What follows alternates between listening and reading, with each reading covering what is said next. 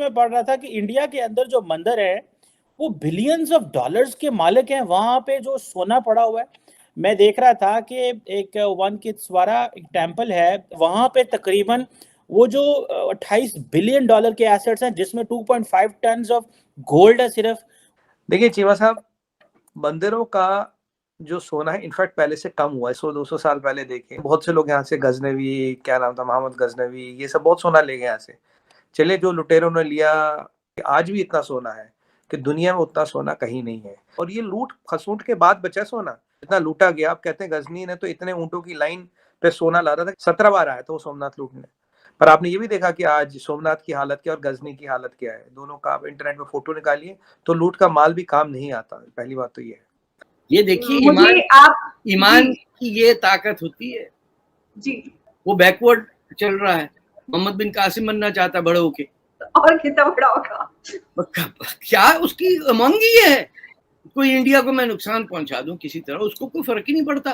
तो जब घर के अंदर माहौल ऐसा हो जाता है कि पट्टा नहीं, अब तो वो हिजाब चलेगा, कहीं से कोई एक बाल निकला, 2 मुसलमान मर्द वहीं खत्म हो जाते हैं देख के, हाय अल्लाह देखो बाल दिख गया, अब क्या होगा। भाई आज थोड़ा इंटरेस्टिंग टॉपिक है, मैंने कहा इस पे आप बात की जाए।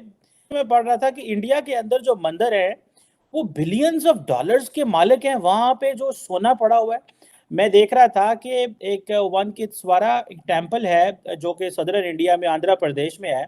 वहां पे तकरीबन वो जो 28 बिलियन डॉलर के एसेट्स हैं, जिसमें 2.5 टन ऑफ गोल्ड है सिर्फ, उनकी कुछ 960 प्रॉपर्टीज हैं।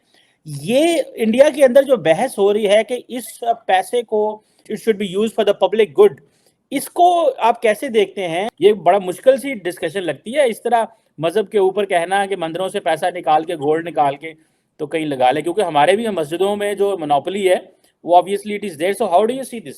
देखिए चीमा साहब, मंदिरों का जो सोना है इनफैक्ट पहले से कम हुआ है। 100-200 साल पहले देखे बहुत से लोग यहाँ से गजनवी, क्या नाम था, मोहम्मद गजनवी, ये सब बहुत सोना ले गए यहाँ से। वरना इतना सोना था यहाँ पे जिसको गिनने का भी कोई शुमार नहीं था। चले जो लुटेरों ने लिया, आज भी इतना सोना है कि दुनिया में उतना सोना कहीं नहीं है। और ये लूट खसूट के बाद बचा सोना, ये जो आप देख रहे हो बिलियंस ऑफ डॉलर्स के, लूट खसूट के बाद का बचा हुआ है। I think it's only the what is left is 10-20%। जितना लूटा गया, आप कहते हैं गजनी ने तो इतने ऊंटों की लाइन पे सोना ला रहा था, कहता है अब तो मेरी तो लाइन के एंड तक मेरी नजर भी नहीं जा रही। 17 बार आया था वो सोमनाथ लूटने। तो कहने की बात ये है, दिस इज आफ्टर लूट खसूट, right, this is the gold time.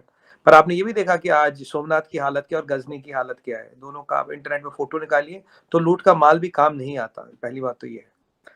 अब जो आज की डेट में सोना है, तिरुमला की आप बात करें, श्री बालाजी धाम है जो आज इसकी बात कर रहे थे, that is the second richest shrine in the world. और ये श्राइन हजारों करोड़ हर साल गवर्नमेंट को देती, हजारों में चैरिटियां चलती हैं। तो वो पैसा अब भी समाज के भले के लिए लग रहा है। सवाल ये है कि जो मंदिरों में सोना पड़ा, ये हजारों सालों का सोना इकट्ठा हुआ है। लॉजिकली हम इस पे फैसला करने वाले का कोई होती नहीं, हमारा हक ही नहीं बनता, क्योंकि ये सोना is accumulated for hundreds of years. तो इन श्राइनों में इतना पैसा आता है और इसका कंट्रोल अभी गवर्नमेंट के पास है। सवाल ये है कि यहाँ आपको पता सबसे ज्यादा लैंड बैंक्स किसके पास है? सबसे ज्यादा लैंड बैंक्स है अवकाफ के पास, वक्फ बोर्ड के पास, इंडिया में। बट सवाल ये है कि जब वक्फ बोर्ड के पास इतनी जमीन है, उनकी कोई बात नहीं कर रहा है। किसी भी मस्जिद का एक भी पैसा गवर्नमेंट ऑफ इंडिया में नहीं जाता। मंदिरों का सारा पैसा गवर्नमेंट ऑफ इंडिया में जाता है। इनफैक्ट विडम्बना तो ये रही, आपको पता है J&K में who has been the biggest revenue getter for the state of erstwhile state of J&K is Mata Vaishno देवी। हजारों करोड़ रुपया वहां की गवर्नमेंट ने माता से ले रखा, उधार दिया नहीं आज तक वापस। कुछ अब मनोज सिन्हा जी ने वापस देना शुरू कर दिया। कुछ टाइम तक फारूक अब्दुल्ला साहब इसके ट्रस्टी चेयरमैन वगैरह रहे बोर्ड के, और हजारों करोड़ लिया और दिया नहीं। ये सच्चाई है। तो कहने की बात ये है कि जो रूल सब पे लगे वो सब पे लगे। अगर हिंदुओं पे लगता, मुसलमानों पे भी लगे, सिखों पे भी लगे, ईसाइयों पे भी लगे, सब पे लगे, तब बात करेंगे। इस बात में कितनी सच्चाई, जिसका आपने जिक्र भी किया कि पाकिस्तान आर्मी में जो डिवीजन है, ये कहा जाता है कि पाकिस्तान आर्मी दो ग्रुप्स में डिवाइडेड है। इसमें क्या ये पॉलिटिकल बेसिस पे इनमें डिवीजन है क्या? मैं आपको बताता हूँ क्या डिवीजन है। कुछ जनरल विस्की पीते हैं और कुछ जनरल नमाजें पढ़ते हैं, दैट्स द डिवीजन। दारू जनरल और नमाजी जनरल। दाढ़ी लंबी होती है, मूछ नहीं होती है, अजीब फौजी लगता ही नहीं है शक्ल से, वो बैकवर्ड चल रहा है, मोहम्मद बिन कासिम बनना चाहता बड़े होके, और कितना बड़ा होगा, क्या उसकी उमंग ही है कि किसी तरह 2-4 हिंदू मेरे हाथ से मर जाएं।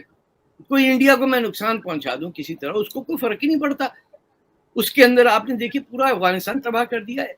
तो जब घर के अंदर माहौल ऐसा हो जाता है कि दुपट्टा नहीं, अब तो वो हिजाब चलेगा, ये दुपट्टा भी, अरे दुपट्टा तो सब पहनते थे, हिंदू हों या अपना क्रिश्चियन और सिख और मुसलमान पंजाब साइड पे, या even in Delhi UP sir भी कवर रहता था और दुपट्टे के अंदर कुछ बांध भी सकते थे आप, मुझे याद है सब्जियां बांध के ले आते थे पैसे पल्लू में। हाँ, वो उसको बना दिया गन पाउडर।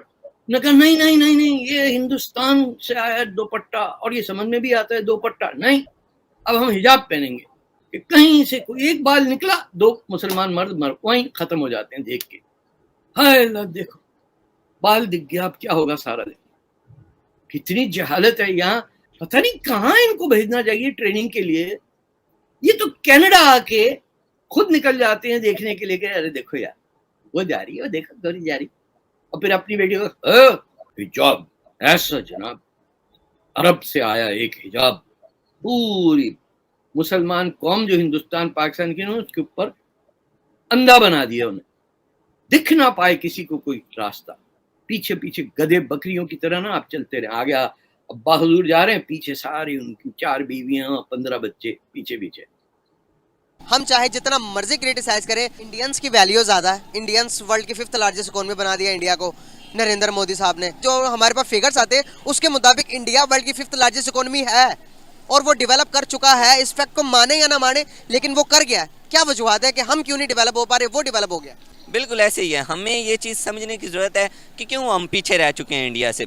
मुझे अपने एरिया ऑफ इंटरेस्ट पे देखना चाहिए, यार मेरी स्किल्स क्या हैं, मैं क्या चीज़ अच्छी कर सकता हूँ। तो अगर मैं उस चीज़ पे फोकस करूँ तो ज़रूर कंट्री भी तरक्की करेगा और मेरी खुद अपनी शख्सियत भी इंशाल्लाह ज़रूर